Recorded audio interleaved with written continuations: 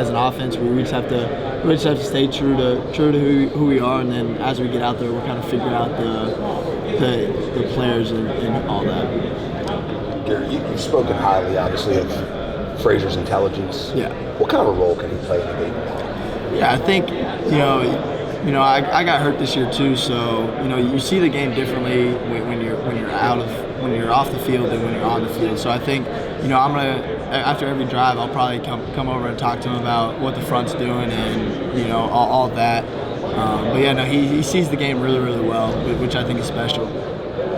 Doug just said one of the best parts of the year for him was to see you take ownership of the starting spot and really get your shot. I think that was a turn of years. Yeah. What's it been like personally for you since you had to wait for your opportunity and to finally get that chance and to do so well this year?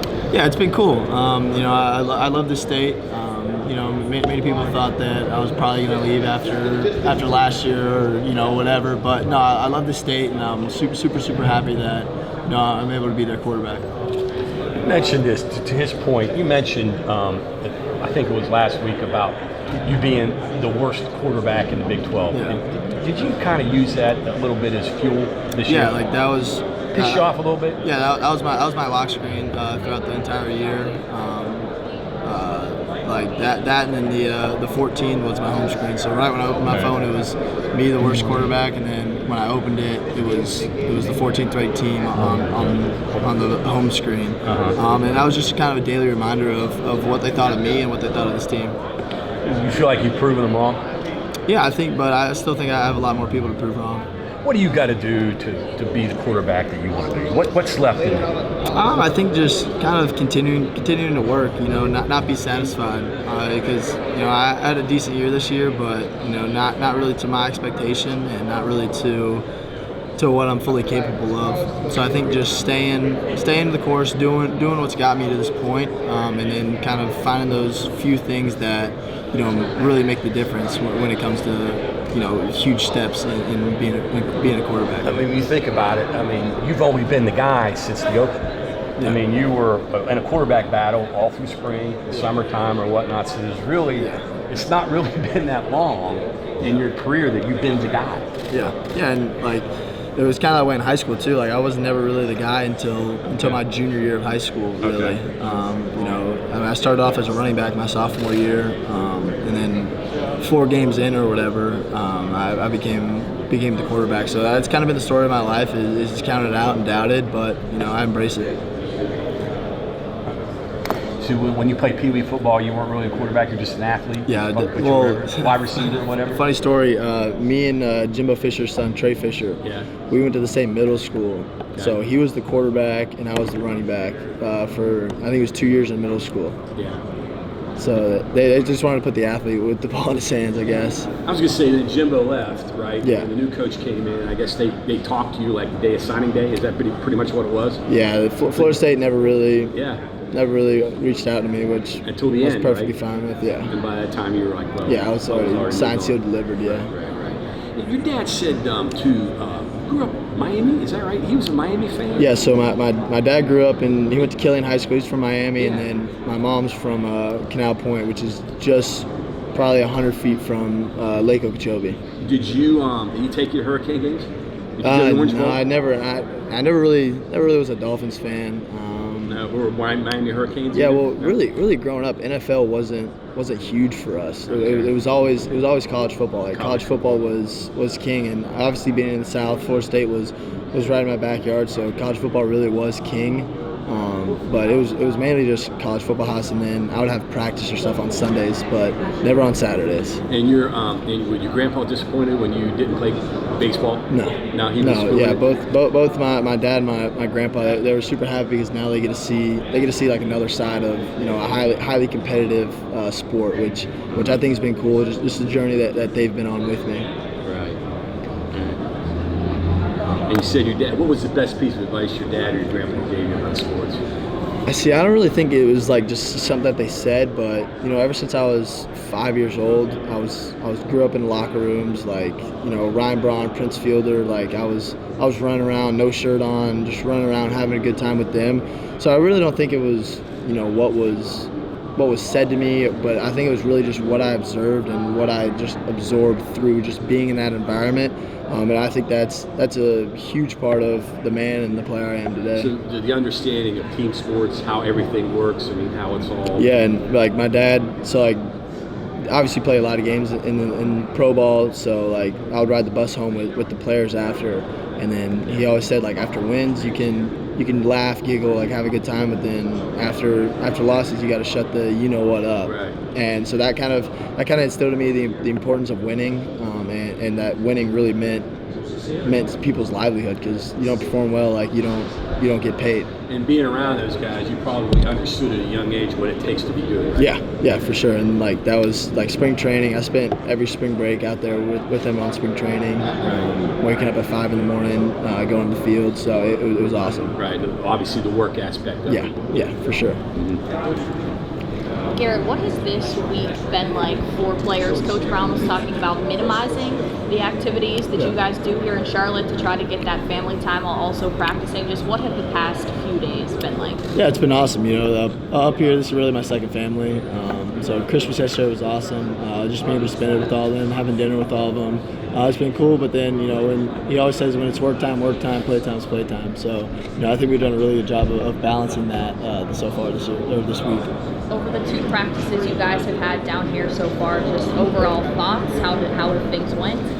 Yeah, guys feel good. You know, we've really been practicing this game plan for 2 weeks now. So now it's just getting to the point of sharpening it and, you know, taking out stuff that we don't want to run. I was talking with Coach Brown about what the past month or so has looked like for you and just working on your development. He said you guys have been working more on your pass game, and he thinks maybe more things that will show up next season with you. Yeah. But what has the past month been like for you, and what have those things you've been working on just for you personally? Yeah, it's kind of been just, you know, kind of just fine tuning things. They're not like if just a regular person walked down the street wouldn't notice anything. But you know, to people who know quarterbacks, know football, it's just small incremental things that, you know, could lead to a really big jump next year. So in those types of things, is that more just deep passes, getting the ball farther downfield, just as far as the pass game goes, the next step? I'd say it kind of translates to all throughout the, you know, to the quick ones to the back, you know, intermediate, short, and then obviously deep balls. It kind of translates to all 3 or 4 levels. Mechanics, obviously that's something new. That's the next step for you. Some of the different things. What are some of those minute things that you got to work on? Yeah, I think it all starts with my feet, and especially throwing left.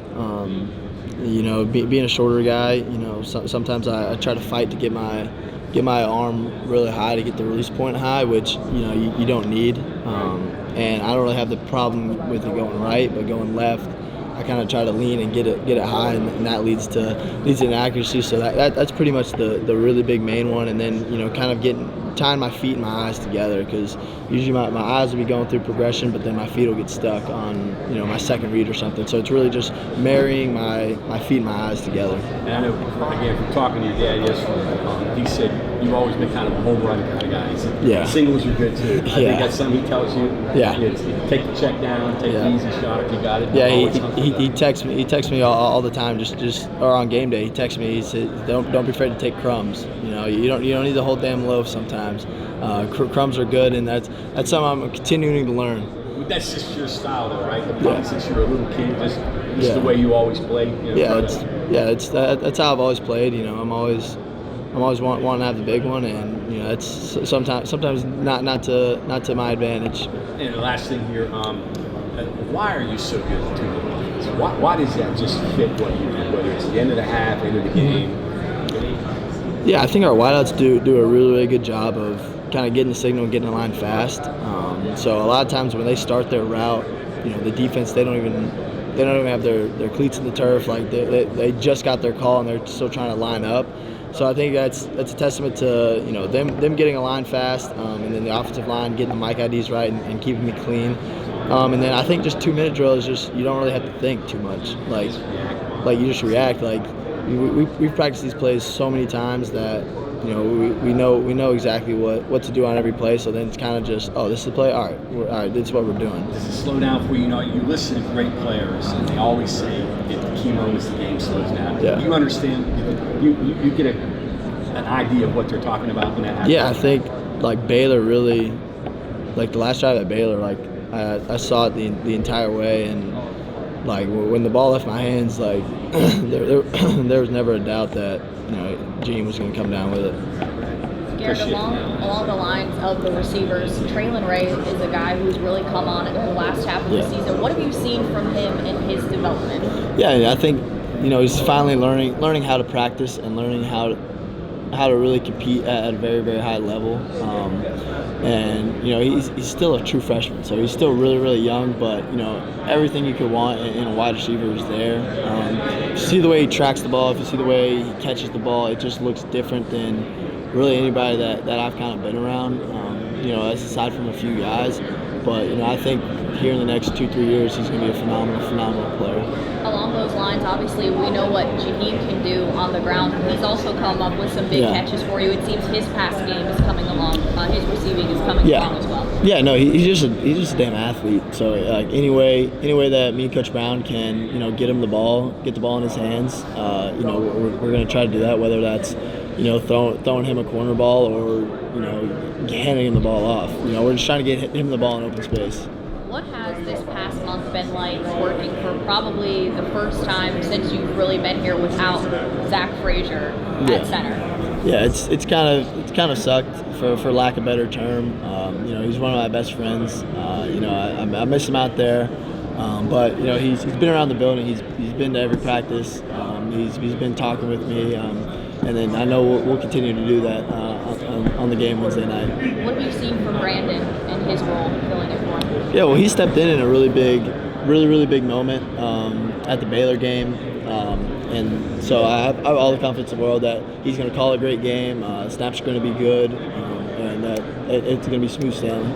Last one for you. For the game coming up tomorrow, Coach Brown talked about one of the challenges being North Carolina's pass rush. What have you seen from them in that aspect, and just what are you expecting defensively? Yeah, I think they have one of the top edge guys that we've played against this year. He's really fast off the edge. He bends the corner well. He's big, and they've gotten after the quarterback, and I think that's what their defensive coordinator wants to do is pressure the quarterback and get him to make mistakes. But I have all the confidence in the world in my offensive line, so it should be a good one.